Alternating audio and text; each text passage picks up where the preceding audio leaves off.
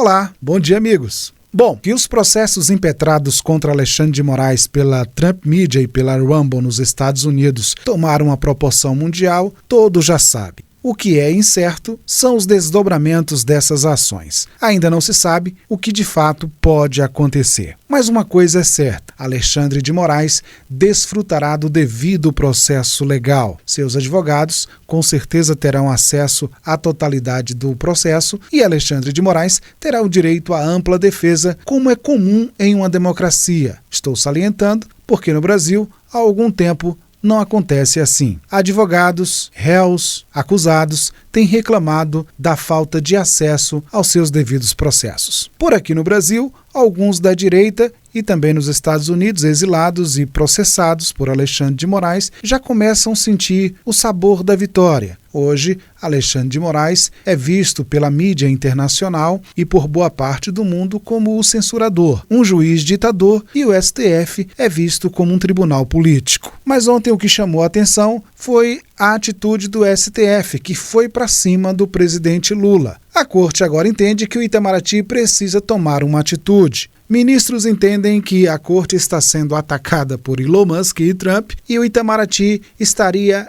inerte, sem tomar uma posição, deixando a corte exposta. Os ministros até reconhecem que uma movimentação do Itamaraty contra os Estados Unidos poderia ter alguns desdobramentos indesejáveis, mas os ministros também entendem que a corte não pode ficar parada. Bom, vale lembrar que as ações nos Estados Unidos da Rumble e do Donald Trump, das empresas de Trump, a Trump Media, elas foram contra o CPF, a pessoa do Alexandre de Moraes, e não contra a corte, contra o ministro, o que de fato denota uma pessoalidade.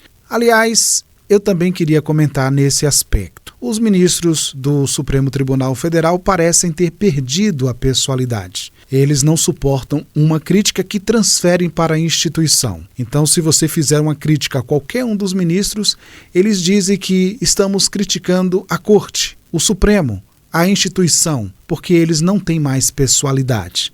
É como se o ministro Alexandre de Moraes fosse na praia e comprasse um picolé e depois dissesse: não foi o ministro Alexandre de Moraes que comprou o picolé, foi o Supremo que comprou um picolé. É nesse estado de loucura, psicopatia, de delírio que nós estamos vivendo.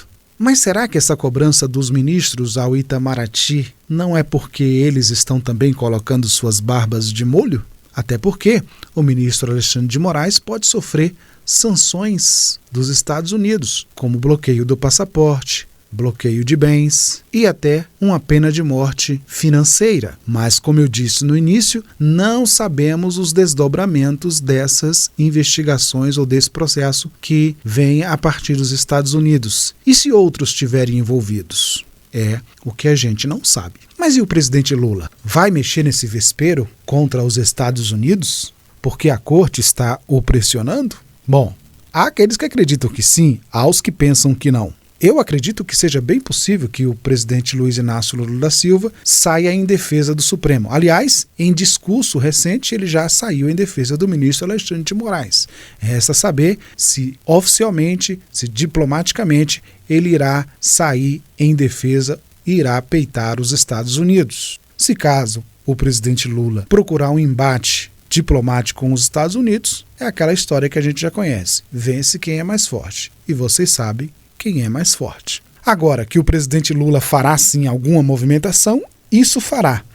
Até porque, se voltarmos um pouco no tempo, vamos encontrar o ministro Gilmar Mendes declarando em entrevista que a eleição de Lula se deve ao Supremo Tribunal Federal. E na época da entrevista, Gilmar Mendes cobrava uma espécie de reconhecimento. E ele disse, em suas palavras: é preciso reconhecer que a eleição do presidente Lula se deve ao Supremo Tribunal Federal. Bom, e como o presidente Lula deve favores ao STF, talvez seja a hora de retribuir estes favores.